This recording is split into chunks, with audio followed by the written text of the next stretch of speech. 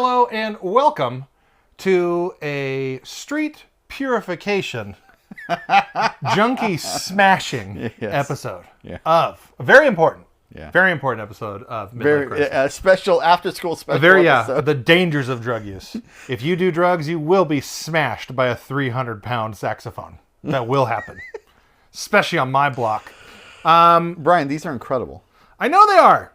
These are Monster Hunter toys because we're talking about Monster Hunter Wilds. I guess let's rap about the toys first before we dive into this stuff. Okay. So the two here on the left, these are functional. These are amiibo. We've got Magnamalo, who is like the big deal in Rise. Give me a camera, a close-up camera. Okay, well I can't give you a close-up camera, but what I can do is give you this camera. That's awesome, man. Yeah. Fuck yeah, it's awesome. And this is an amiibo. This has to be physically like one of the biggest amiibos, isn't it? It is one of them, yeah. I have that one and the Zelda Guardian, I think, are the two biggest. Well, then the Detective Pikachu is massive. It's a massive beast. Okay, back here? Back. So turn that around. I forget that fella's name, but he's this from Sunbreak, which was the big DLC from Rise. So those two in Monster Hunter gave you armor, decorative armor. And that's it. I didn't buy it for that. I obviously bought them for the shelf queenism. Far more important to me. Totally.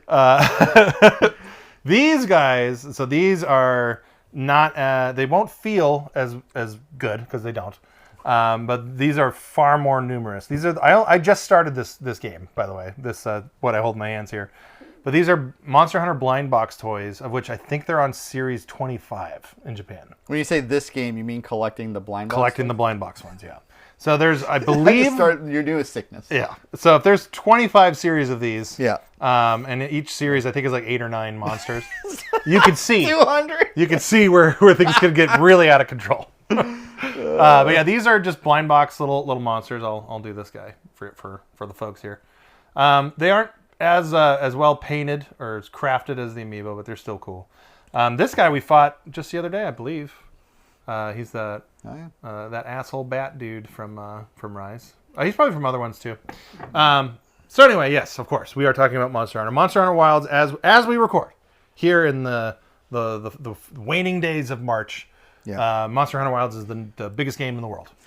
And, definitely. 8 million probably now getting close to 10 million, but at least 8 million copies sold within, I think, a week of release. Definitely within 2 weeks. So I take that as a huge personal victory. I take it even a bigger, huge personal victory in the fact that I was able to, like the fine person that Dylan Carlson was, to introduce his good high school friend Kurt Cobain to the... I knew this was coming. To the narcotic known as heroin. Yeah. I am that to you.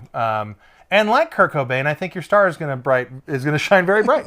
Hopefully for longer. Right. Hopefully for longer. Things can only get better from here. Through the power of making better decisions with your life, I think we can reach some sort of a parity there. Yeah, let's hope. Yeah, I have beaten you up on this show. The Prince, who is unfortunately not here to take place in this beating. His comeuppance. Yeah. He has also publicly beaten you on the show for your nose up turning of the initial wave of Monster Hunter in our circle of friends. All right. But you're here now, and we're so grateful for it. So before we chop up what we love about this current Monster Hunter, blah blah blah, I just want to jump in and get your initial how this game makes you feel, and all did it live up to the hype? Because we have famously said, hey, buddy, you're a fucking idiot for not playing this game with us, you fool. I think that's a direct quote. Yeah. So here's the deal, and this is probably going to be the 100th time I've referenced this on this show. It's become one of the themes of the show, and one of the themes, frankly, of my life in the last 6 months that I've been thinking about these issues. Actually, longer than that. So for anybody out there watching, one of the better episodes we ever did is called Timing. And we did an episode on when to play games and when to not play games. And I chose not to play Monster Hunter because I decided to play... Monster Hunter Rise. Monster Hunter Rise. Because I chose to play a Horizon game instead, I think, right? Oh, no. I'll take over here, Bob. Okay. Damn it. No, so you... this is something we've said on the show before, and we'll probably say again. Because of nothing else, it tickles me. And I am a bit of a sadist. So I said, hey, bud, we got this demo. It came out. everyone, let's all join in. And we did. We played that demo all together, and it looked like a win. Yeah. It looked like we were all hooked. Then the time passes, the game comes out. The Prince and I, we buy it, and we immediately devote every waking moment of our lives to it, because it comes out. Rise comes out at such a good time. It's 2021. The world is slowly looking at COVID in the rearview mirror, but things are still on lockdown. People are unfortunately still dying. All the horse shit is happening, but a lot of us have a lot of free time, and things like video games is what's helping us get through that stupid fucking history that has broken untold brains. Then we're still reeling from that stuff to this day. But anyway, that was an escape for us, and we were like, you have to do this with us, because we all had played Luigi's Mansion. That's where our famous team known as the Suck Boys. Suck Boys! The Suck Boys comes from Luigi's Mansion. We say, pal, this is the next thing, get on the train. And then you say, I can't do that. I'm playing the original Uncharted, and I hate it. I hate this. I have to get a platinum because I have a mental illness, and I hate every second of this. And I was like, hey, bud, well, here's something that I can guarantee you're not going to hate, and that's playing Monster Hunter with your friends for 300 hours, which that's what the Prince and I put into that game. Okay. And through routine bullying and routine, rubbing your nose in it, we were never, I don't know why, successfully able to get you to play with us. But through conditioning and abuse, we were able to force you into whatever dumb garbage that you're going to be playing at this time. Stop it. Yeah. Because we're playing this game. So we did that. You did that. Yeah. Are we terrible people or not? So first, very Pavlovian of you, but it did work in that you gave me what we can affectionately refer to as the seed of doubt. Mm-hmm. The seed of doubt is after I got done platinuming Uncharted 1 and 2 and 3 and 4 and the Lost Legacy it's Uncharted just too much Uncharted. Yeah. I thought to myself, much like the "Are we the baddies" meme, I was like, is there a better way I could be spending my time? I'm not sure. And then on top of that, a slew of other people in my life started talking about how great all the more recent Monster Hunter games were. Then Monster Hunter Wilds gets announced, and this always kind of catches my attention. It's not just that you're recommending something. This is like when we tell the people, like, look, Brian and I have fairly differentiated tastes when it comes to video games. So whenever we come together, and it does happen, we come together and we're like, oh, this is a great game, and you're going to hear that about Monster Hunter Wilds today, then you should know that it's a great game. Before I played Wilds, I had Brian and several other people who don't like any of the games that Brian likes all telling me Monster Hunter is a great series. This Monster Hunter Wilds is going to be a great game. So when I heard that, I was like, okay, whatever I'm doing, whatever else I got going on, I got to stop all that to make sure that I am in on the bottom floor of this game to see what this is all about. I'm not going to miss out this time. And friend, I did not miss out this time. I was there day one, minute one, I believe. Yeah. Playing and playing with you and the Prince as the Suck Boys as the Suck Boys, as a unit, yeah. And we got through all of the content, and we have so much to talk about. This might be a 4-hour episode. It could be, but we'll see how it goes. And by the way, I'm letting it fly. So if this is, if it's one episode, great. If I chop it up, that's going to be what it is. But sure, there's a lot to get through. But I'm glad we got through the therapy part of this. Yeah. That's over and done with. What's most important is that I was right. Okay. My taste is perfect, and you should always listen to everything that I say. So for me, I had the reverse problem when I first discovered Monster Hunter. The first Monster Hunter that I ever bought was the 4 Ultimate for the Nintendo 3DS. The only person in my life that owns a 3DS besides me is my wife. And the only games that she played on the 3DS were Pokemon games, which I'm not complaining because I obviously love Pokemon as well. With that. Yeah. Not a damn thing wrong with that. But as you have experienced playing Monster Hunter by yourself, although it's still great and you get a lot of the rewards that the game offers, it's just nowhere near the experience that the multiplayer is. Not even on the same plane. I've put the number at 40%. It is the game is good on its own, but however good it is for you, it is 40% better playing with other people. Yeah, and I think that's fair. I think that what made Monster Hunter the big giant success that it is now is actually like it's it changed and like became more accessible in a couple key ways, but then also rigorously stayed exactly what it was. Yes. Like to basically be like, no, we've always been here. Rigorously, you guys needed to come to us. Inaccessible in many other ways. Yes. Yes. Which I'm sure we're going to get into. I'm sure we will. So anyway, I got that monster. That was my first one. I was aware of the series before that. I didn't beat that one, Monster Hunter 4 United or whatever for the 3DS, but I played, I don't know, maybe like 15, 20 hours of it. But if I had someone else to play it with, I probably would have stuck the whole thing out. But that was the game that kind of got me interested. Then Rise being promoted during COVID time, it was one of those deals where it was just like, enough is enough. I'm gonna really go for this, right. And I'm gonna make a friend, at least one friend, do this with me. And that friend would have been the Prince, and I knew right away, just like you, I knew that this would tickle his reptile brain in a way that and it. You want to talk about a professional monster hunter now? It's that guy, and I take full credit and responsibility for that. No nonsense. He's our big bro, and he saves us from evil monsters a lot. Yeah. So anyway, but I'm happy. Bumpy road to get here, but I'm happy that we're here now. We're here, and it is one of those things where like I on the one hand always knew we would be here in terms of Monster Hunter popularity, but at the same time you couldn't bet the farm on that.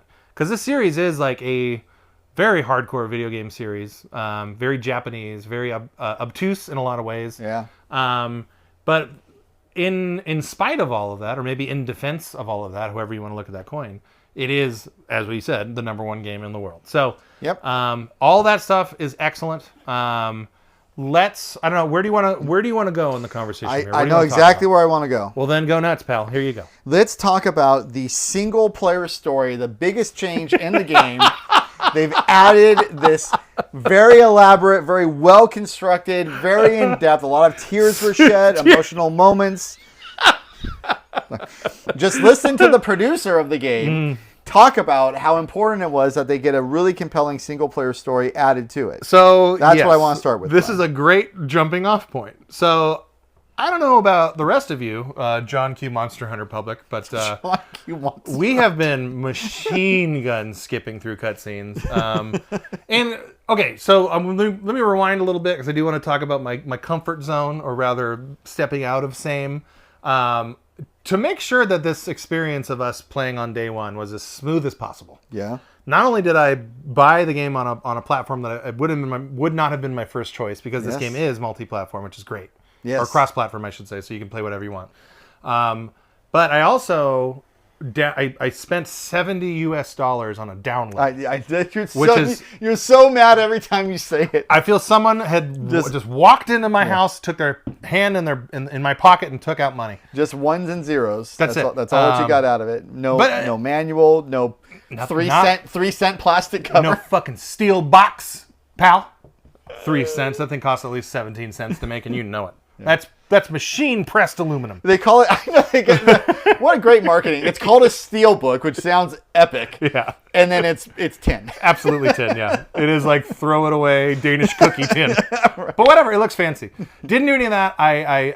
In order to make sure that our day one is as smooth as a process as it could be, I forewent all those things and did what I did.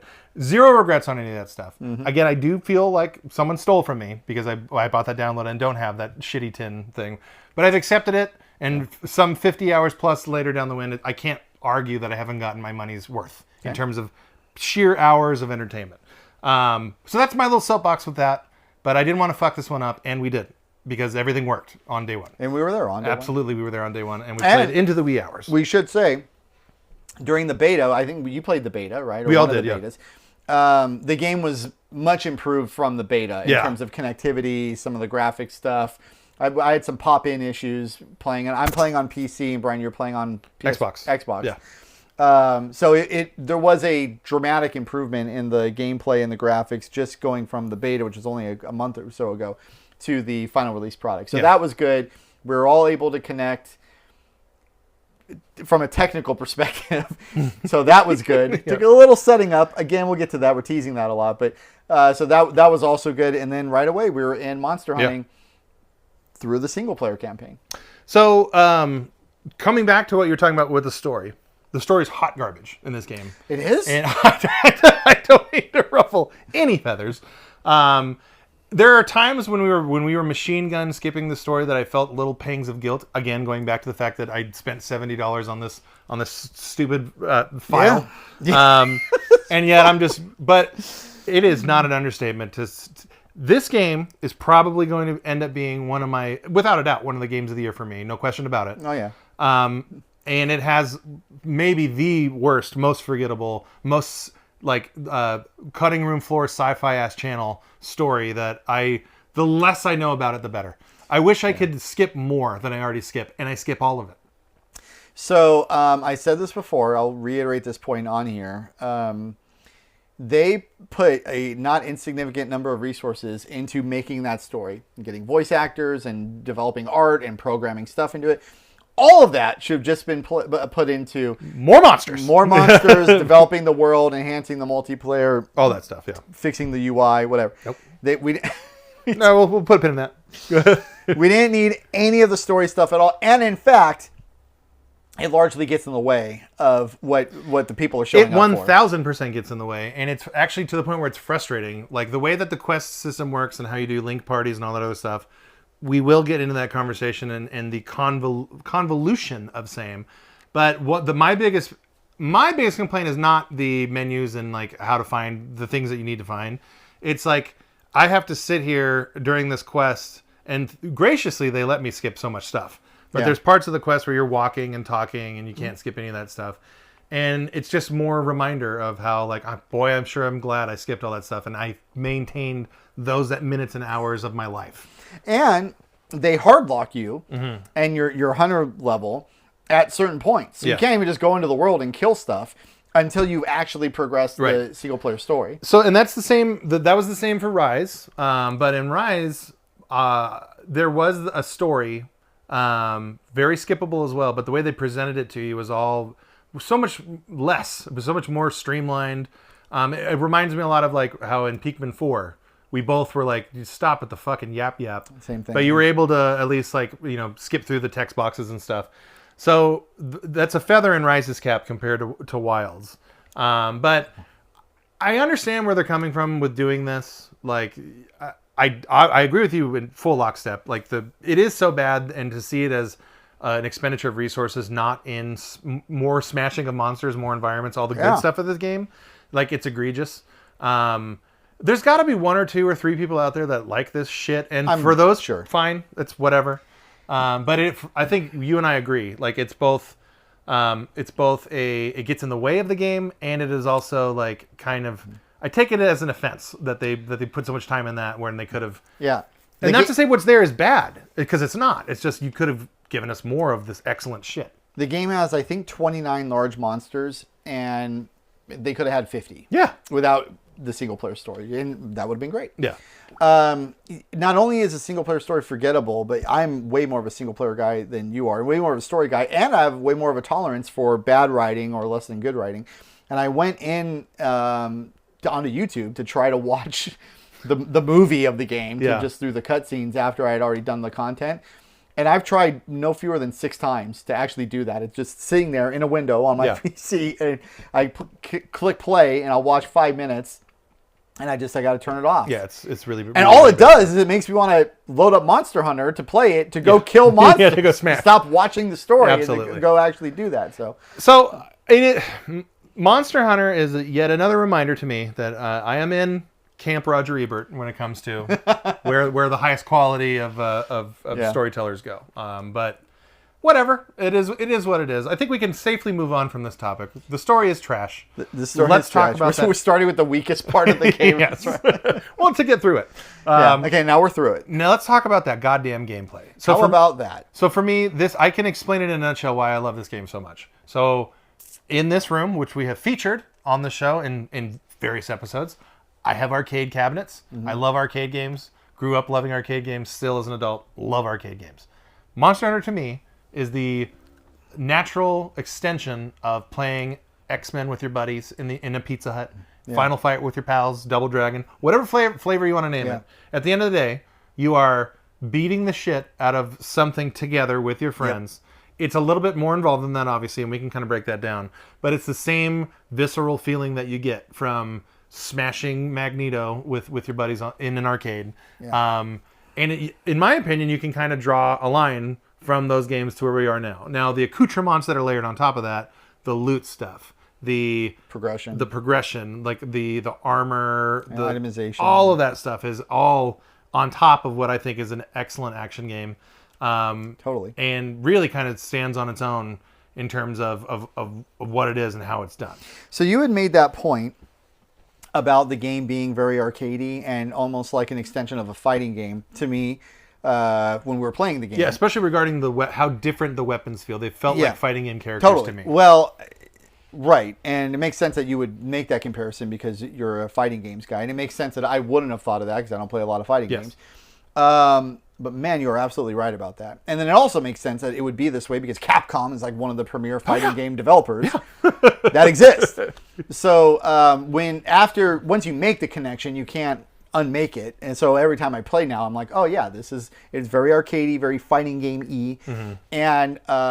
And again, as somebody who doesn't play a lot of fighting games, as just an advertisement, if you're not a fighting game person, that might be kind of a turnoff for you. But man, it's so fun.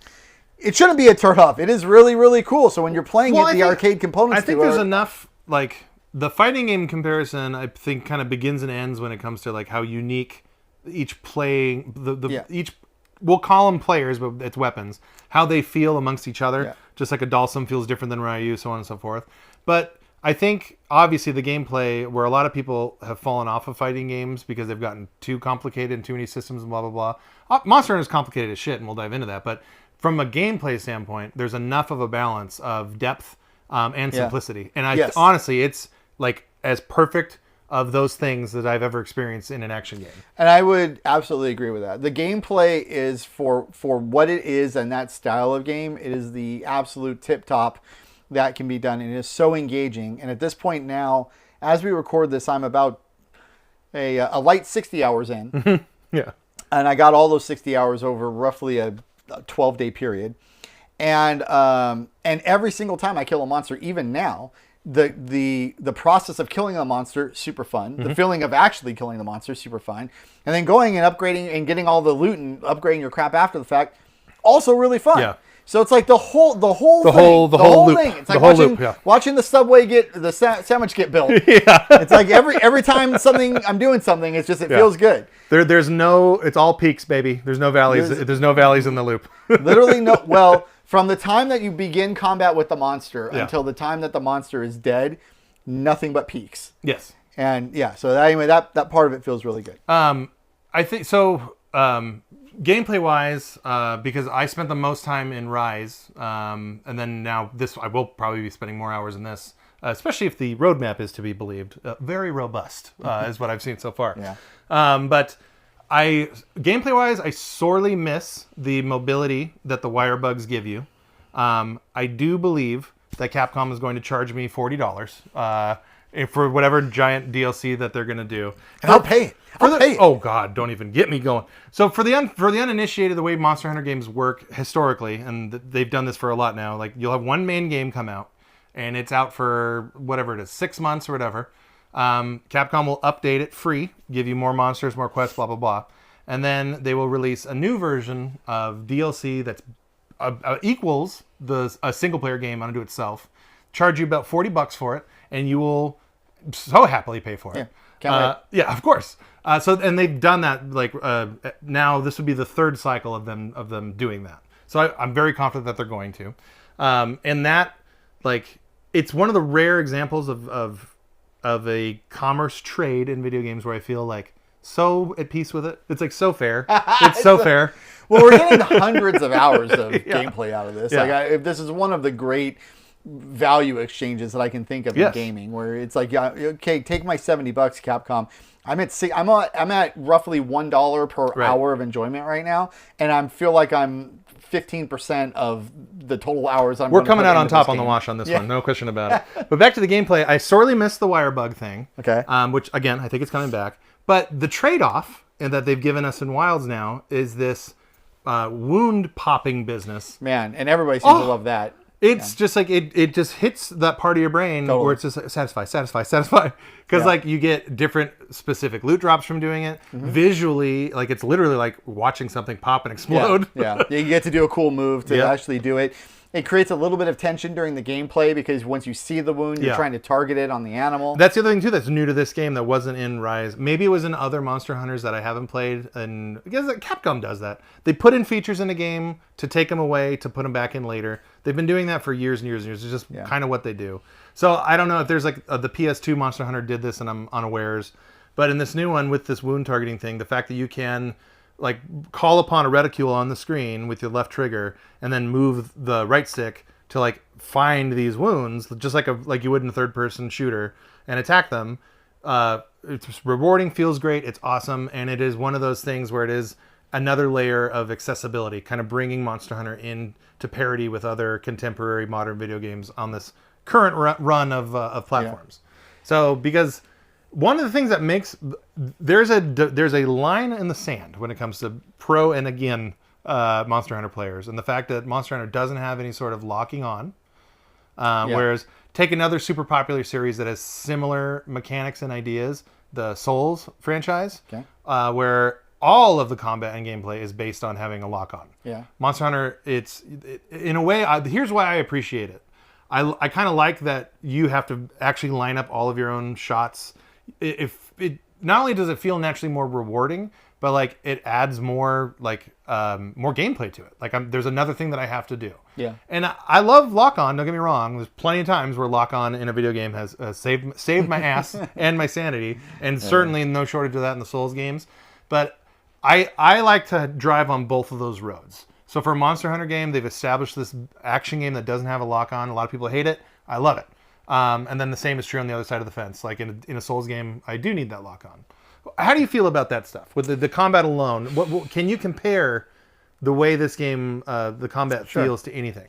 Well, no, I cannot. And I haven't played a ton of Souls games, but I played a ton of Demon Souls. And I love the combat in Demon Souls. And Demon Souls is one of my 6 or 7 favorite games ever. The combat in this it just feels better. There's no way for me to properly contextualize it, except beyond what I've said about it being arcadey and it being kind of fighting gamey. But it just feels good. You feel powerful. You feel like you're doing damage. You feel like you have stuff to do so that the totality of the fight engages you. You're always thinking about it. You're always, and you're focused on the task at hand. It doesn't feel unfair at any points, even though. And we played this like you. The Prince would argue this point, but not in this game at least. What he'll argue the point for is in Riot, because you told me that you're going to get one shot and things like that. You can get hit pretty bad here in this game, and there have been a couple times where you're caught in animation, then you're hit, then the monster follows up, you're hit again, then you faint or whatever. But you're right. All of that stuff is on you. And the amount of, like, as you play your weapons and when you figure out what your main is, like, it becomes like a third arm. Where like you know exactly how long those animations are, where you need to be, and if you fuck any of that up and you die, at least for me, I almost always feel like, well, I'm the reason that happened. I mean, we'll bitch about it in the moment. Don't get me wrong. I'm saying the game's cheating because you have to. No, so I mean, the thing, these are video games, so video games need to have good gameplay. That's what differentiates them as an artistic medium from movies and books and whatever.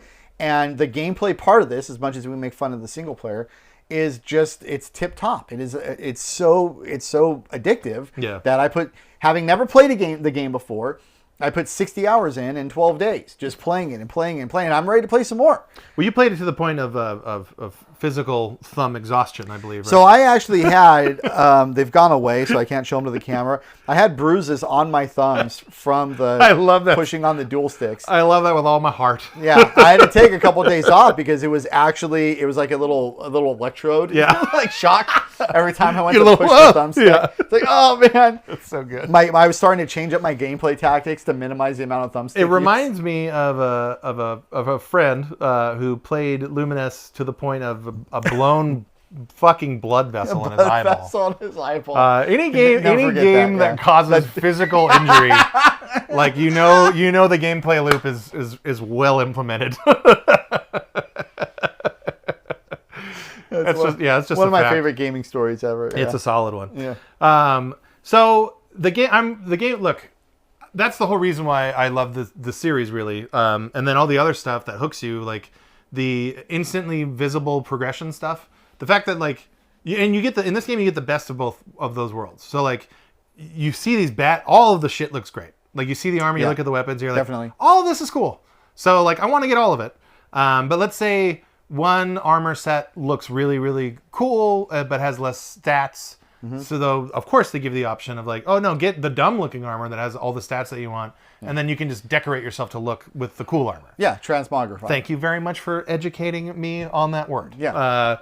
But that is such a neat thing, and the fact that you, and we grew up in an era where a lot of role playing games, like you never got to see the crap on your character. Yes. And so, like in this game, not only do you get to see all of the crap on your character, all of it looks cool. Yeah. So it's like, it puts it on, all of the reward that you get from this game is on a separate pedestal from its contemporaries too. And when you have a character that looks as amazing as your in-game character does, you really want to see. He's got a beautifully high bleach blonde pompadour and all green skin, all red eyes. I just get, what's his name? The last boss of the single player from chapter 6.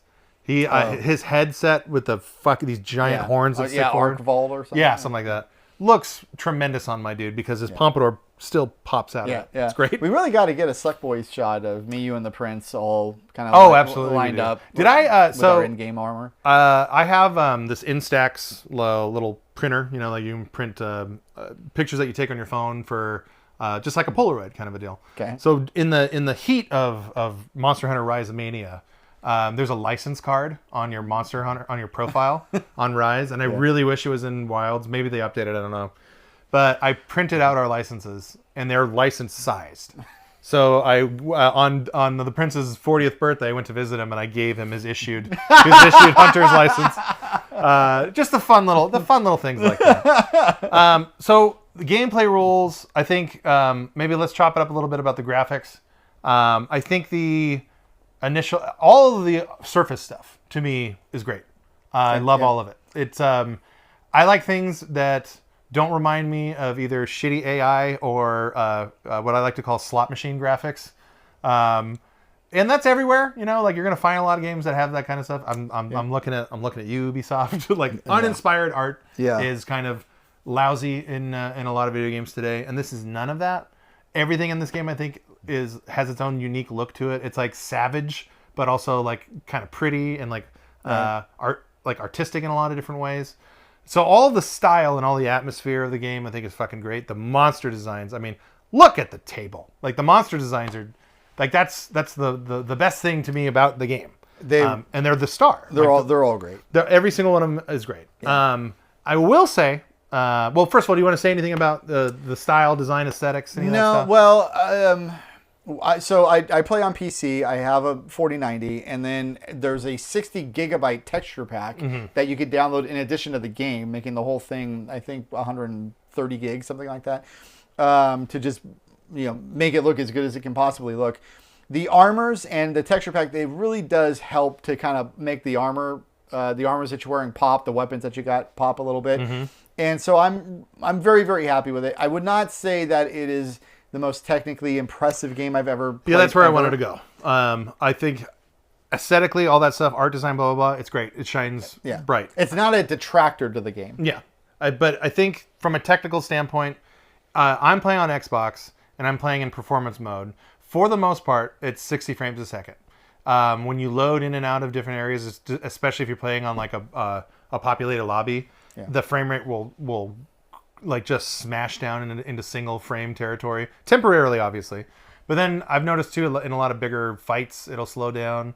So I'm one of the only things, if not the only thing, that I'm disappointed in with this game is the performance, at least for me on Xbox. But now you can speak to the performance on what you did. You have a 4090. You've got quite the rig going on. So I have everything cranked out to max, including ray tracing and anti-aliasing and all that stuff. But and I typically don't have any performance issues. Every now and then there's a little dip when we're in an intense fight. When I say dip, I mean it'll dip below 60. For the most part, though, it hangs somewhere between 80 and 110 frames per second. However, this is an important caveat. I do have DLSS frame generation on, and and that is the reason I'm able to do that. If I turn that off, I probably wouldn't be able to maintain 60 frames per second, especially with ray tracing on. Now, do you feel? I've heard with using DLSS, not only in this game but in other games as well, that a lot of people feel latency issues. Has that been your experience at all? No, but there is very slight artifacting that you'll notice, or almost blurring, where you can kind of see where the video card is generating a frame, but it's like slightly different than the frame that was supposed to be there. So it's like a little jutter or something. Yeah, like but it's the kind of thing where you got to be very technical and be looking for it to notice it. So it feels a little bit like a cheat code, because it's not. It's your video card using AI basically to try to. But you have to have a powerful enough video card to get you through that door anyway. To do that to begin with. So it's like, okay, you want ray tracing? Sure, this is the compromise that you got to make, which is to have some AI generated frame stuff to allow ray tracing to exist. Allow me this slight in topic bird walk. Do you give a shit at all about ray tracing? Because before you answer, I'll tell you me. I think on paper, when it was first presented as like what the potential of it could be, I was like, well, that's neat. I'm all for more realistic looking lighting. But then in practice, I feel like people are pretty good at doing lighting and have been for a long time.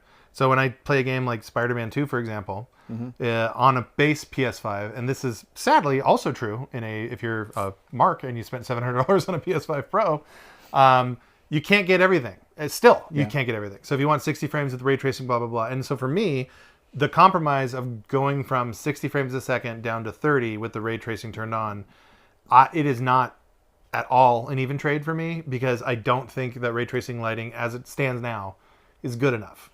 Or maybe it is good enough and I don't have the eyes for it. In any event, it's not the thing that I was sold initially. So you're absolutely correct. It is definitely not worth keeping ray tracing to play at 30 instead of 60. And I also have a PlayStation, and on Spider-Man, I would never make that compromise. The compromise I will make is having frame generation to keep ray tracing. So I'll at least do that, and that feels like a compromise and is a compromise. And most importantly, you have the ability to do there's that too. Yeah. What I'll say is I was not a really big believer in how ray tracing was implemented until I played Indiana Jones. And that game, the Indiana Jones game, and specifically when you're in the library talking to the guy, it's pretty early on in the game. They have ray tracing there where the sun's kind of coming in through. Those rays or whatever. That is really fantastic. And fantastic enough that I very specifically noticed it. You know, you kind of freshened my memory a little bit on that. I played all of the Dead Space remake on PS5 in resolution ray tracing mode. So I did sacrifice 60 down to 30. Yeah. Because all that volumetric lighting and stuff was impressive enough to where like I felt I was missing out by not seeing it, and I was comfortable cutting half of the frames to get there. But that's like literally the only example that I can think of. So, and Indiana Jones is the only example I can think of. Yeah. But you weren't sacrificing the 60 frames on that though, right? You were still hitting 60? Yeah. Okay, so fuck you. Oh, sorry. If the point is it worth keeping ray tracing to go below 60? It's not. Okay. It's definitely not. See, for me, it was worth it on that Dead Space remake, because I thought that it was that much more atmospheric, and in a horror game, that's super important to me. So I was comfortable with that trade. I also played that Dead Space remake. I should actually... No, I'm not going to do that. Well, I'm sucks that you had to make that compromise. Good talk. I take it you played that on PC then? Yeah. Okay, so no compromises needed there. All you need to do is invest, $10,000 into a fucking computer. That'll do it. Well, you're not alone. A lot of people do that, as it turns out, as evidenced by the fact that you cannot buy a 50 series card at all. I'm thinking about getting a new car, but Well, at the same time, I want like 20 more frames a second. So I'll probably invest in that. Yeah. So back to Monster Hunter and the graphics. Did any of the technical blips affect your experience? I'll answer now. For me, nil. I was fine. I don't give a shit. So no, but with an asterisk. When you're talking about technical blips, if you only mean stuff like textures loading, graphical pop, and stuff like that, no, my experience was not impacted by that. Networking blips, however. You want to seg into that, or you want to talk about other stuff? Well, let's talk about the networking issues, because I think the real stake of this thing is going to be us talking about that UI. Let's be honest. And how much? Table it. Right. The worst experience that I've had, I shared with you on this game, and that was when we were fighting a chongara, or whatever his name was, I forget. All of the names are so fun to mispronounce. An Arcanodonjon, or a De Jura. What's the Dow one? Dow something or other. And then there's Lalabarana. Yep. Is like Chupacabra. Well, that's like a real fake critter. Yeah. So, God bless that. I forgot where I was going. The negative experience of you and I playing together. So you and I fought this monster for not an insignificant amount of time. It was like 15, 20, 25 minutes, somewhere in there. Yeah, 20, 25 for sure. I think that's more fair. So the particular monster that we were fighting would go underground as part of his usual rigmarole, and then move to another area. For us, he got hung up on some like level geometry or something, but he couldn't reemerge, and so our stupid idiot dogs were doing the auto run thing. Oh, excuse me, real quick. The auto running in this game is terrible. That's my biggest complaint. That's my, by far, runaway biggest complaint is the auto running. Garbage. Fucking fix it. I don't have any problems with the auto. Wrong! It worked just fine for me. It sucks. So that was that we had to quit. And we had to give up the loot. We had to give up the carving, all that shit. We just we had to walk away from it. Talk about a negative experience. It's not like the game crashed. It didn't crash. The monster was underground. We could see the trail where it was kind of moving around. We could follow it. So not only did we have to lose out on the 15 to 20 minutes that we spent fighting it, but then we spent another 20-ish minutes chasing it, hoping it would come back, and trying to create different solutions to try to make it work, which didn't. So the whole endeavor from the start of the fight until finally giving up was 45 minutes. And a total wash. Yeah. At which point we could have killed a minimum of 2 and maybe even 3 other monsters. Absolutely. Had that actually worked. So yeah, that was definitely a negative. That stunk. There's been a couple times where we've had connection issues, and I don't know, to be all the way fair, I don't know if it's because people have shitty internet at different times of the day, or if the game is just so goddamn popular, it's impacted by server loads and stuff like that. Cross-platform issues, maybe. It could be that stuff, but it bears mentioning that it has happened. And when it does happen, it's a bummer, and we always have to do something drastic, like reset the game or whatever. Me, you, and the Prince spent over an hour, I think, trying to help a fourth person to try to join the Suck Boys. Yes. Without success. We eventually did land together. We played a little bit together, and then he dropped again. But I would not call that a success. It was not a success, but on that particular occasion, I do think that person had shit internet. Because remember, like when they dropped out of the game, they dropped out of the Discord. Like all things kind of pointed to lousy net. As far as I could tell, also he has not come back to the game. Well, he's been super busy working. He definitely wants to come back and play it. Just not hardcore. Well, some of us, call in, like gotta deal with some stuff. Some of us are willing to take that extra step. I have a sickness today. It's definitely true that I have a sickness. No doubt about that. There's no two ways about that. But I think all said and done, it is a miracle that we were able to play on unique platforms. That experience we were all platforms. It was a PS5 and Xboxes and PC. And that's pretty cool. And it was cool. And when it worked, it worked. And me, you, and the Prince playing on 2 different platforms. We have really had no issues linking up together. And then there have been a few times where he's dropped out or had connection issues, but 90+% of the time it's worked for us. And that's one too where I think the Prince has at times not the highest speed of internet. Yeah. Occasionally it'll happen. Well, when you live out in the boondocks, it's a price you pay. You get extreme states' rights privacy, and you may not have as good. You may not have as good of internet. It's a trade-off, as they say. Can have Alex Harrier come over and play Space Harrier with you. 15 scenarios, more to come. Absolutely. So yes. As you gain your composure, I think as we wind down to the let's put our cards on the table. I broke the monster. Oh, it's fine. It's actually built for coming back together. God damn it! It'll be fine. It came out of nowhere, Brian. States' rights privacy. Well, again, I mean, look, I call some season. So we obviously love this game. It has largely, and this is important to me, has largely delivered upon the hype that I presented to you. Oh, yeah. Which makes me abusing you feel that much more valid. Yeah. Well, you get the benefit of that, and then you get also the buddy camaraderie benefit of when we're actually playing together. Have fun. I get to literally tell you, I fucking told you so. Yeah. And also, we get to enjoy each other's company in this wonderful game. Yeah, it's like it's win-win. The opposite of a dual-edged sword. Yeah. It's like a dual-edged cake or something. Double-sided cake. Well, this is the end of Midlife Krisis. Check out our new bakery endeavor, Dual-Edged Cake. A license to print money. Jiminy Christmas. Okay, let's finish this discussion out with what is going to be... I don't know. Actually, I don't know how long this is going to go. I don't know if you've changed your markedly wrong tune. But let's talk about the UI. I'll start... It's flawless. It works exactly as it should. There's nothing wrong with it. There's nothing that can be wrong with it. Once you understand, once you've learned its language and met Monster Hunter on its terms, it becomes, like I said earlier, another appendage. Met on its terms. It's as simple as that. So anyway, I'm obviously I'm funning around a little bit, but I genuinely, this is what I want to say about this discussion, and maybe who knows where this is going to take us, but. You, from day one playing this game, and really this is everyone's Monster Hunter experience, so you're not a unicorn. When the Prince and I started playing, we had the same complaints. It was just like, what in the actual fuck is going on? And at the end, look, this game is a beast. It's a monster. It is so complex, especially on this side, like the menus and all the options that you can do, all the things you can customize.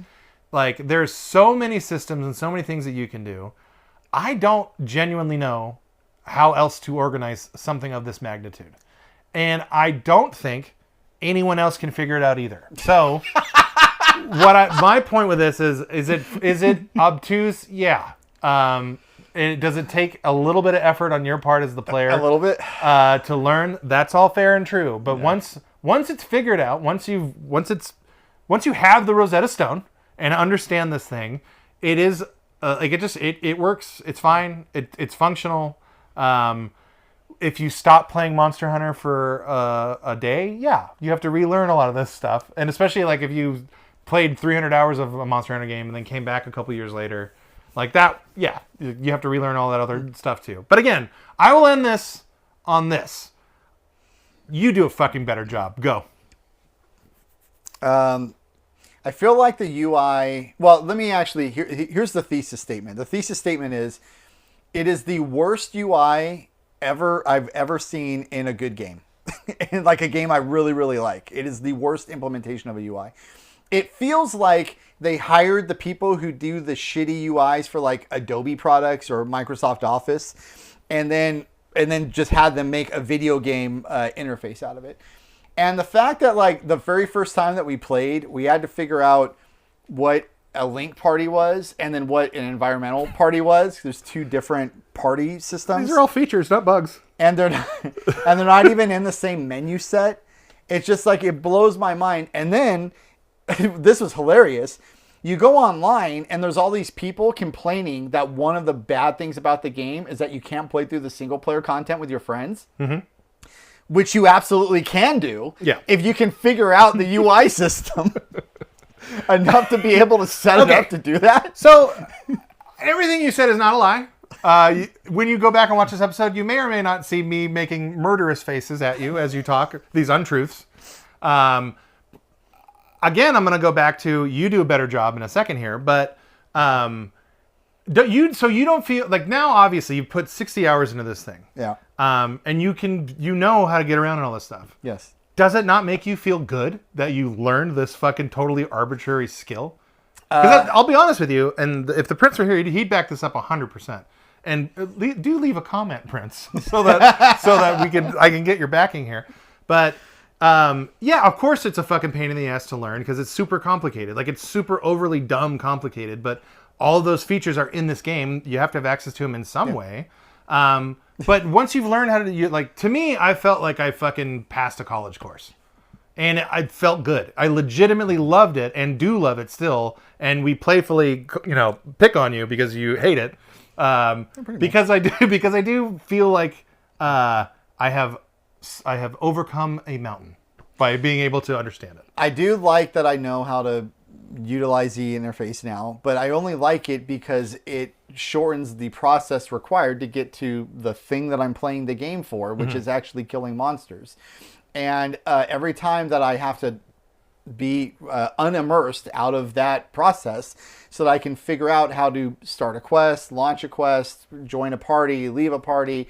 They have this squad system in there. I'm not even sure why that's there. We're in a squad. Yeah, we never used it once. I used it a single time. It's like what I'm not sure what the benefit is of that being in the game, but it's actually there. They have this was the best thing. When we were all trying to figure out how to friend each other up, there's environmental link, then there's just link party, but then there's also squad, and I had to give you separate invites to all three of those. Well, what's funny too is at the beginning of the game too, like obviously all of us are too excited to play the game, and like it is a drag to be. You have to sit down and like do research in order to play this game that you want. Like I'm not. Yeah, and get through some single player stuff. Yeah. There's a barrier to entry, Brian. There's definitely a barrier to entry, but it's the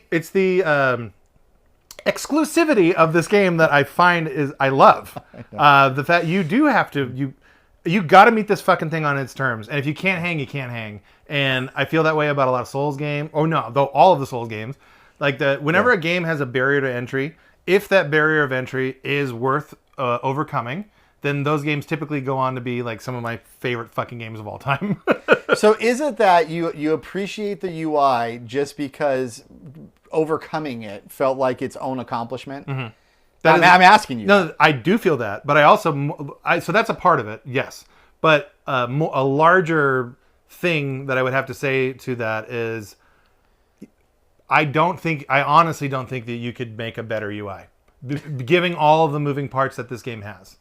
I am 1,000,000,000% sure, confident, would be willing to bet money that in an afternoon, if I sat down, I could come up with a better UI system for both the in-game stuff, the menus, and also the armor upgrades, and how you look at the perks that you get from the armors, how you upgrade the jewels in your armor sets. So an afternoon, you're saying you could outdo this series of games that have been made for 20 plus years? I'm planning. First of all, I'm not like on an island. This is the number one criticism of the game. You are absolutely not on an island. So there are many people who think that. Yes. I am on another island, the Defender Island. Yes. I honestly think in like 4 hours I could at least have a rearrangement that makes more sense than what they have. If we were able to make a 20-minute episode not be the most boring thing of all time. If we could do that, I would like to say challenge accepted, and I want to see what you could bring to the party. We did 90 minutes on Eye of Judgment, Brian. We did. Well, then we did like another 45 playing a Mario Party e-reader game, where the bulk of that episode is you failing at scanning cards. So, yeah, we can do. Look, we like to go outside of the box here too. So yes, if one day there's an episode called UI Master Bob Improves Monster Hunter. We're going to go to Taco Bell. First and foremost, get that brain food. And then we'll work forward. We're going to work through the UI. Absolutely. Yeah, Capcom, that will be free. We'll just give you that information. You do what you want with it. So I remain skeptical at your claims, and I'm unfazed in that I don't think that you can you could probably come up with a concept that works differently. Would it be better? I don't know. And now I'm with you. I do agree that like all the different layers could certainly use some fine tuning. Like but that's a not insubstantial part of it. Kinda, a little bit. But even then, like it's kind of fun to be like, well, I'm in this squad, but not in that environmental link. But I am in this link party, but I'm not invited to that quest. It's options. It's just options. I think, and don't you have a friend list? I think that's separate from all of that. Because me, you, and well, now hold on there, camper, because that like game is cross-platform, so you do have to have some sort of stupid friend thing to go across all the different platforms. Right, but that's technically a fourth linking system.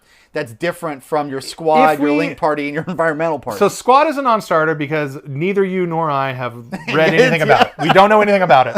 which is yet another feather in this game's cap. There are so many things in this game that I don't know anything about. I actually think there's no features at all for the squad. It very well could be that's how that lives. There's just no benefit. I know you can make like a logo and customize it, which I've done, but in terms of I do, and again, I'm saying I haven't dug into it at all, other than to see like you that it's there. You took the next step and made an official Suck Boys squad, so thank you for the with a cool logo. Yeah, with a very cool logo and a cool quote too. Going back to Alex Harrier, our new show mascot. Alex Harrier. Alex Harrier. Don't get vaccinated, but do get to the Giza stage. It'll never not work. Holy shit. So the sorry, Alex Harrier got me off my rails again there too. But going back to the UI stuff, we're not going to be on an eye-to-eye thing here, and that's fine. Yeah, it's okay. But I love, more than anything else, I love the exclusivity of it. I love how you have to, it bends its players to its own will, and I do, very unironically, have respect for games that do that. It's what attracted me to the Souls series in the very beginning anyway, and I can list millions of other game series that have this kind of barrier of entry that I'm talking about, that if you can get over it, it's such a rewarding experience on the other side of it. So when the Souls series does it, and I respect the hell out of FromSoft for doing what they did, because, and I've said this before on the show, it's so unintuitive that your gameplay gimmick involves, when the player dies, punishing them further. Mm-hmm. That goes against what everybody in every design meeting would ever say about making a video game. It's like, well, if they're dying, we need to help them out. And the FromSoft guys are like, no. They're going to get punished for dying. And the unintentional byproduct of that is you create this in-game tension that creates engagement from the player so that they don't want to die. So that actually, the end result of it makes perfect sense to me.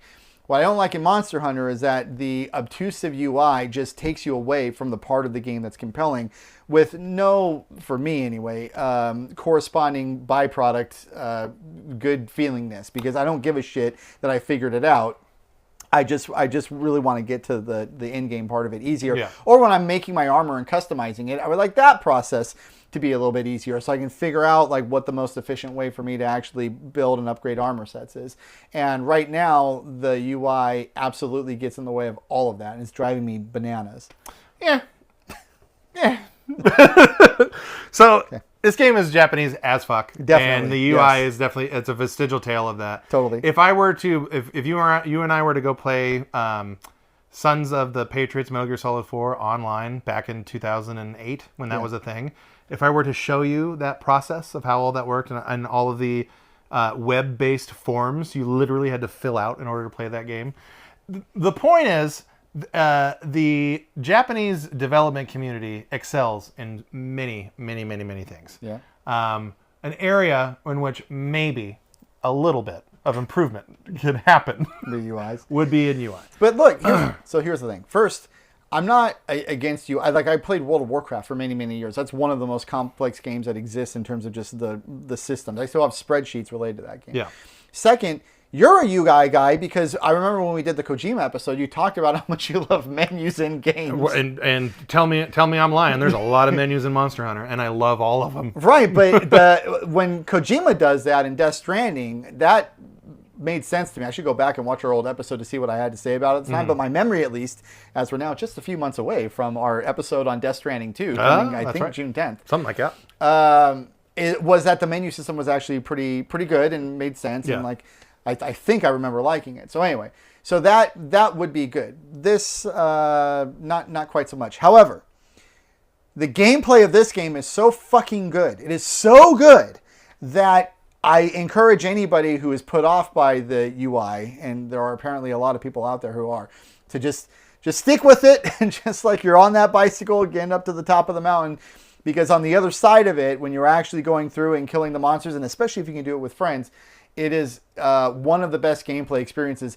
And my complaints about the UI are only being delivered with this level of vitriol because on the other side of it, there's so much gold there that it's like you're stopping me from getting the adrenaline shot of awesomeness that I need, which is every other part of this freaking game. And to the patient among us, I will say, enjoy these breezy menus because take your time and smell the roses. There's a lot there. There's a lot to take in. Main menus, yeah, definitely. Tons I of menus. I do think it is a matter of impatience. I think a lot of people hate the UI because it doesn't make a lot of sense to them, and that's fair. But they also don't have a lot of people won't play this game because they don't have the patience to learn it. Yeah. And that speaks more to our overall lack of attention spans as a fucking people than it does the way this game is designed. There's a commitment that everybody should have to get through that. You should be, if there's something out, video game or not, if there's something that you genuinely want to learn about and it makes you uncomfortable and it requires a little bit of a challenge to learn it, that's a good thing. And you probably shouldn't push that aside. What's going to be great is when Monster Hunter Wilds 2 comes out in 4 years. It's like just Call of Duty. It's like the easiest thing in the world. Right. Well, I was going to say we'll get either Wonder Mundo or producer Chris to play the game, and then he'll complain about the UI, and then I'll be the one. It's like, bro, that's a feature. You just gotta get used to it. It's just one of the best things about Monster Hunter, bar any. Yeah, that's right. Well, when you hit your triple digits of hours, and I know you will, maybe we'll return to the topic and see if you've changed your tune. We'll see about that. So that'll be it on this jumbo-sized. What do they say in Monster Hunter for the bigger monsters that you guys? Isn't there like a thing? Was it tempered? Tempered. Monsters? Yeah. This is a jumbo tempered episode of golden crown. A golden crown tempered episode of Midlife Krisis, talking about what is absolutely going to be on both of our end of the year best of lists. I mean, as of right now, this is number one. I've played some games this year, and this would be the game of the year for me so far. There's a lot coming out.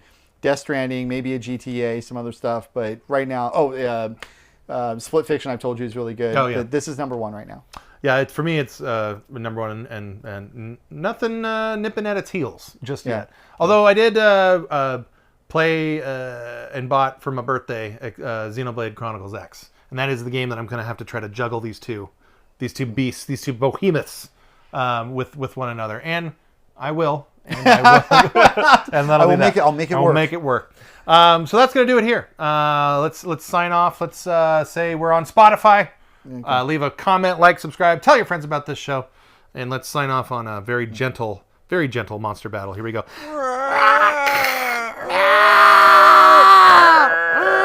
Our wives are still so lucky.